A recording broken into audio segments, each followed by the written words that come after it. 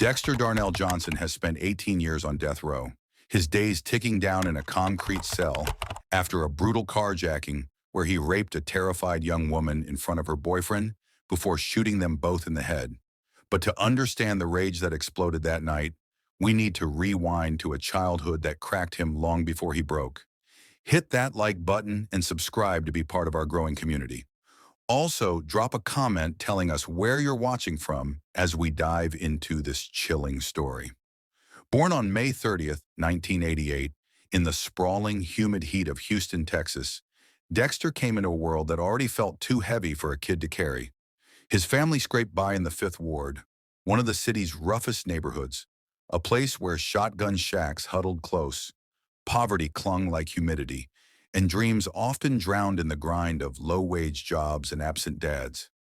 His mother, Renee Johnson, raised him mostly on her own after his father walked out early, leaving her to juggle multiple low-paying gigs just to keep the lights on. Money was always tight, meals were stretched thin, and stability was a luxury they couldn't afford. But Renee poured what she could into her boy, fighting for him in ways that hinted at the storm she saw brewing inside. From the start, school wasn't a refuge. It was a battlefield. Dexter struggled to keep up, his mind foggy in ways that frustrated teachers and isolated him from the pack. Classified as special education by elementary school, he bounced between classes meant for kids who learned differently, but the label stuck like a scar. Whispers of something deeper emerged later. Doctors spotted a hole in his frontal lobe, a brain glitch tied to deteriorating tissue that muddled his thoughts and sparked bursts of unchecked anger.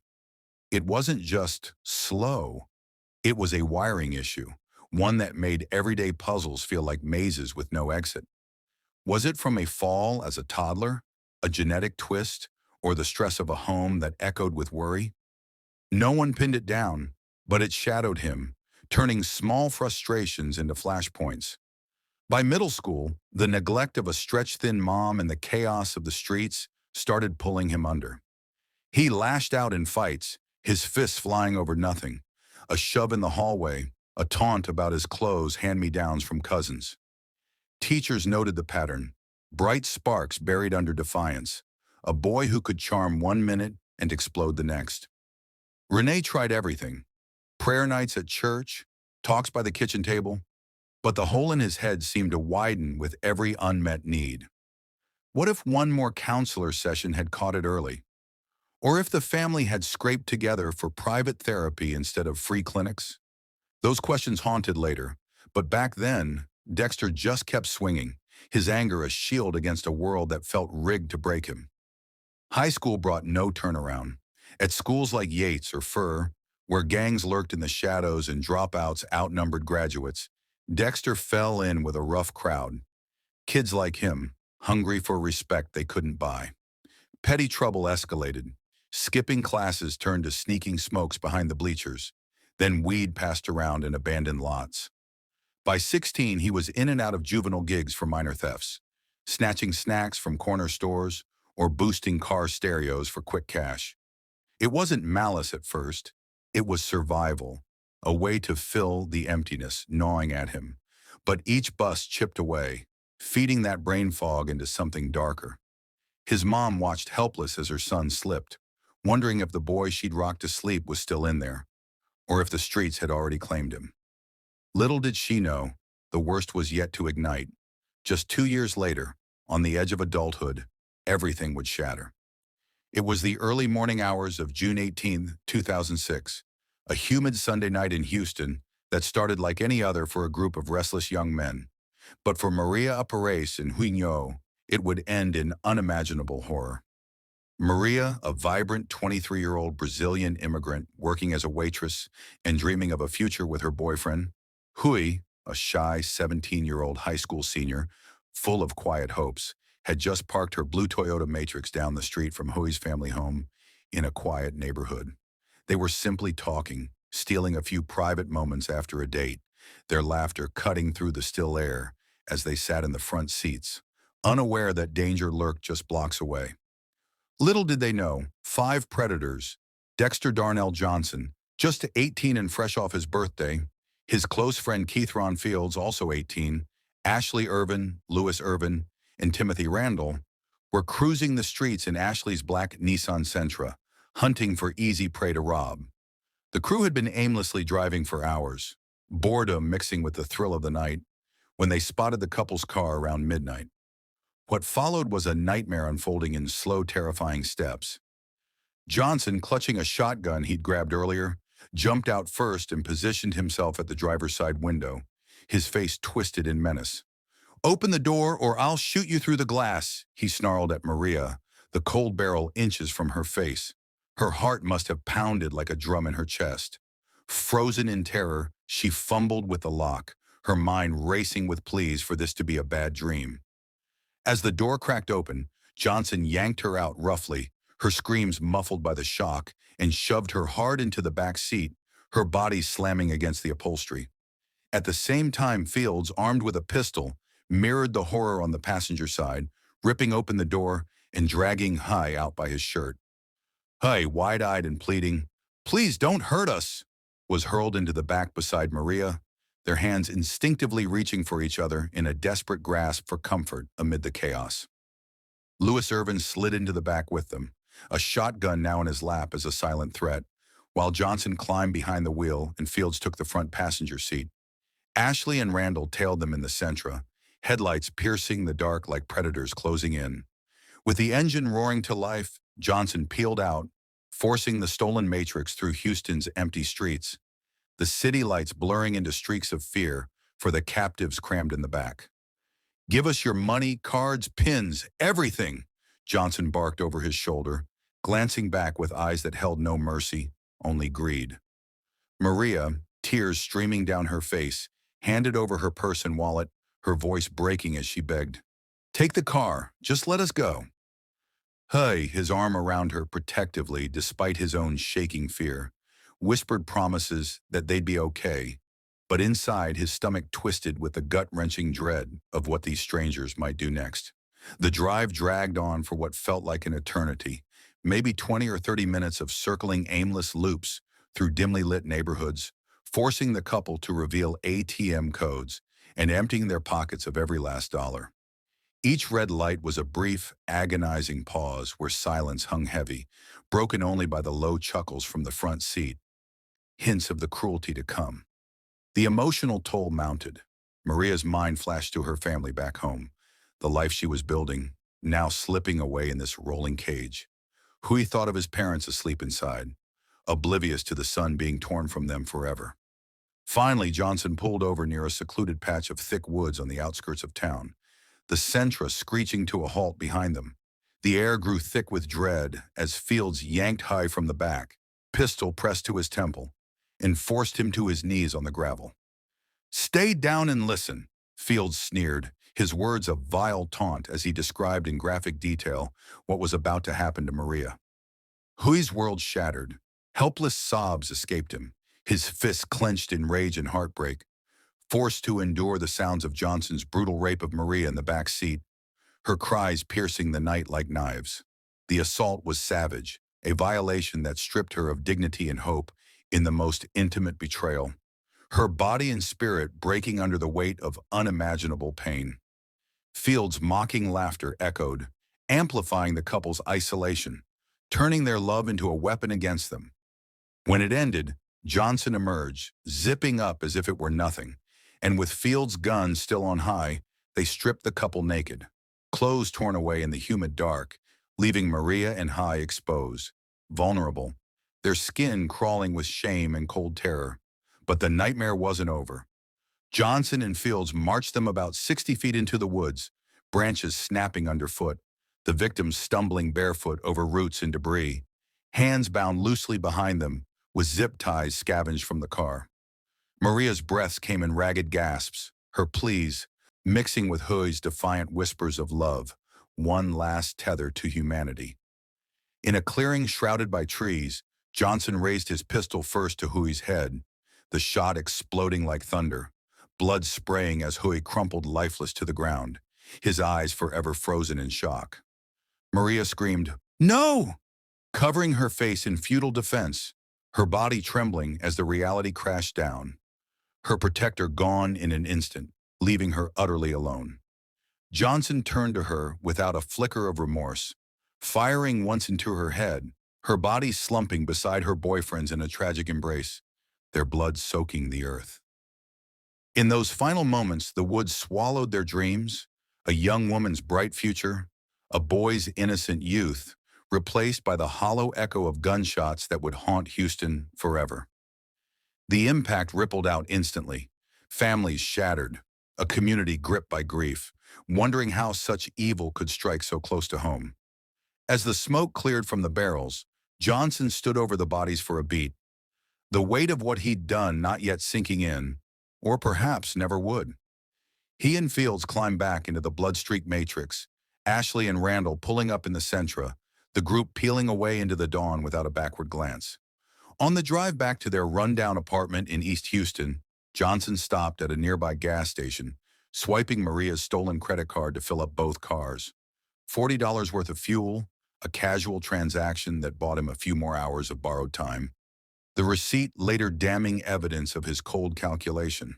They ditched the Matrix in a vacant lot nearby, wiping it down haphazardly, pockets lined with the couple's cash and cards, laughing about the easy score, as if lives hadn't just been snuffed out. Back at the apartment, Johnson crashed on a sagging couch, the adrenaline fading into a numb haze, while his mom, Renee, still unaware, bustled in the kitchen for breakfast.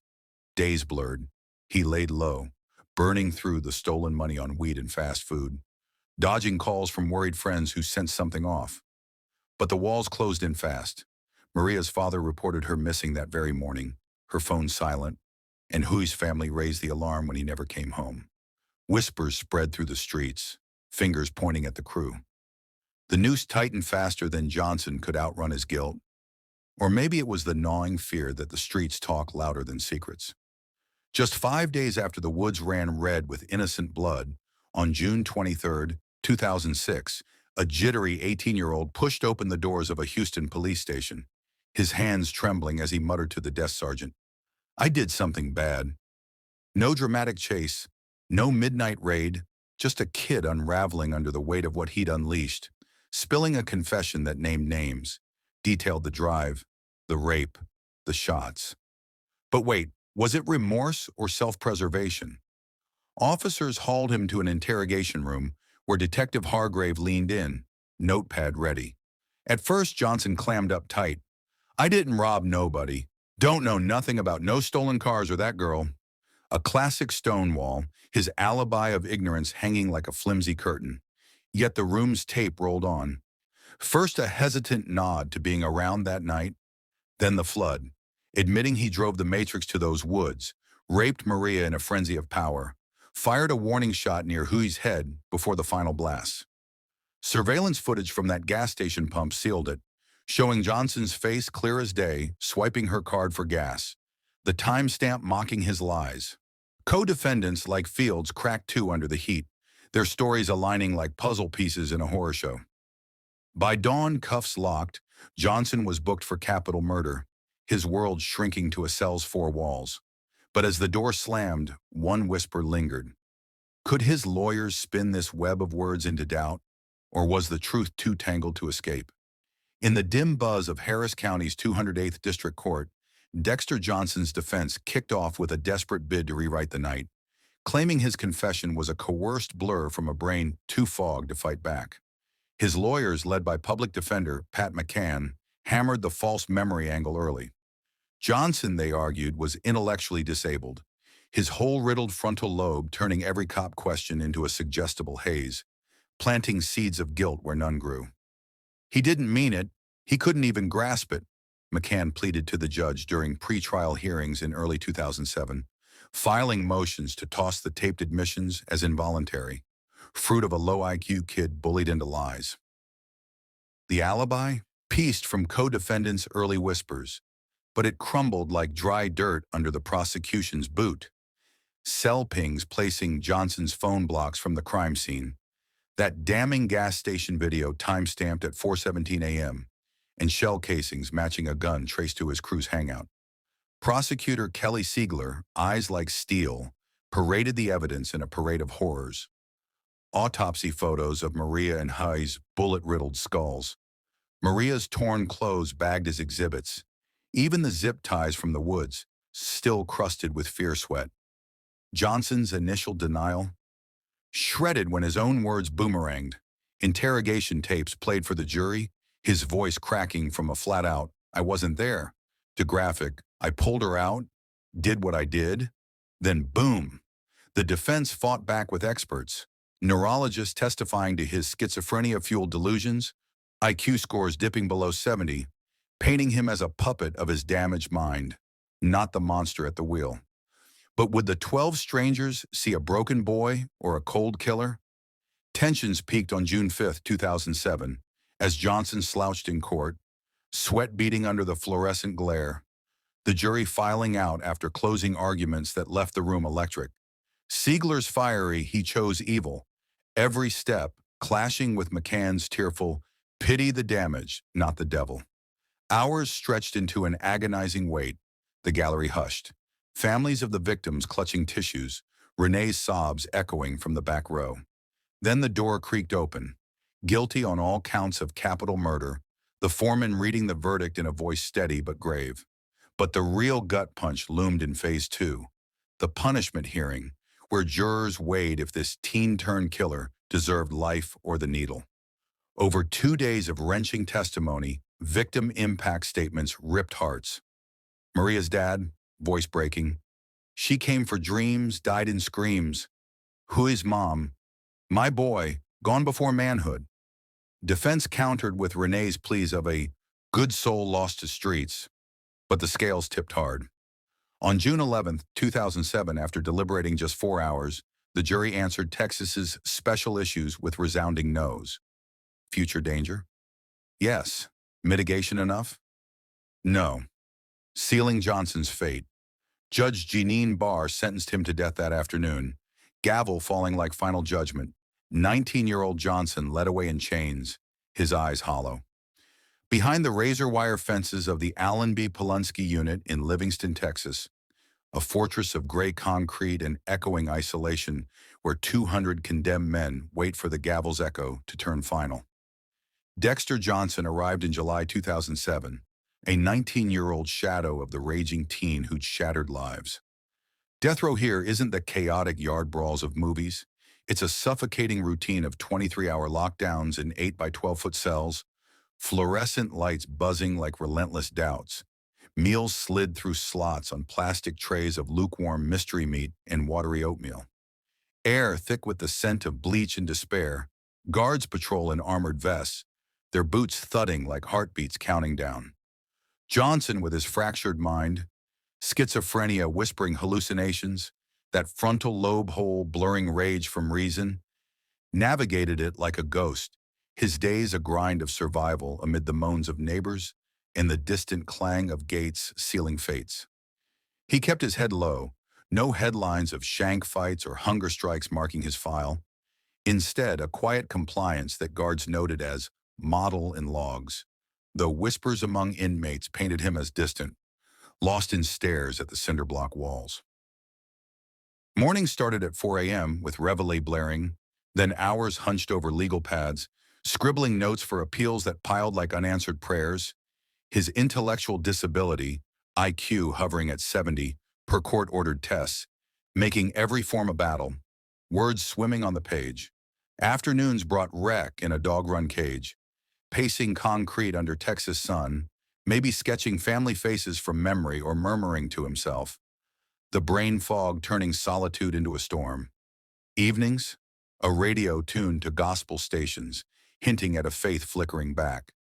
Baptized in the unit's chapel post-conviction, he claimed Jesus as anchor in letters to his mom Renee, who visited monthly through plexiglass, her voice cracking with, "God's got you, baby." But remorse, it flickered dimly, buried under denials. In 2018 interviews, he told reporters, "I ain't the monster they say. My head don't work right," framing the horror as a glitch, not guilt. Victims' families seethed. Maria's dad spat, "No tears for my girl, just excuses." Did those chapel tears count as change, or were they just another layer of the fog? As years blurred, 16 by 2023, ticking toward 18. Johnson wrote letters home, read dog-eared Bibles and self-help books from the library cart. Interactions with guards limited to curt nods or med calls for antipsychotics that dulled the voices, but not the what-ifs. Appeals became his lifeline, a marathon of motions that yanked him from the brink time and again.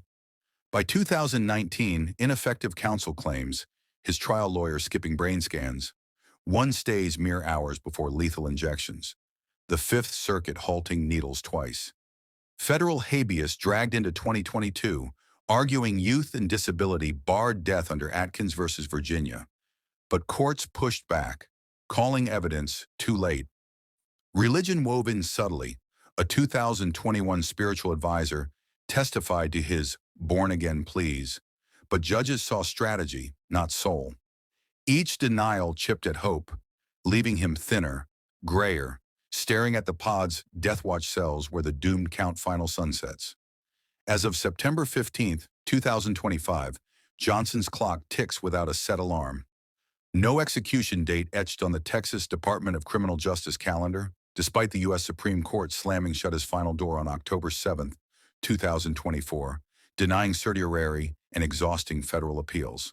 Why the stall? Texas law lets the Court of Criminal Appeals greenlight dates 90 days out, but with his state habeas unresolved on lingering intellectual disability claims, new neuropsych evals from 2023 arguing his IQ mass, deeper deficits, prosecutors hold off, wary of last-minute chaos like the 2019 stays that spared him thrice. Inmates like him linger in limbo, appeals echoes fading into routine, the system grinding slow while families on both sides ache. One botched filing away from the gurney, or years more in the cage. In the end, Dexter Johnson's story isn't just ink on appeals or blood in the woods. It's a raw mirror to broken minds, stolen futures, and a justice that bends but rarely breaks. Was the needle mercy denied, or a reckoning too long delayed? What do you think? Does his damaged brain demand a different end? Or do Maria and High's ghosts cry for closure? Share your thoughts below and hit that notification bell so you don't miss the next criminal story.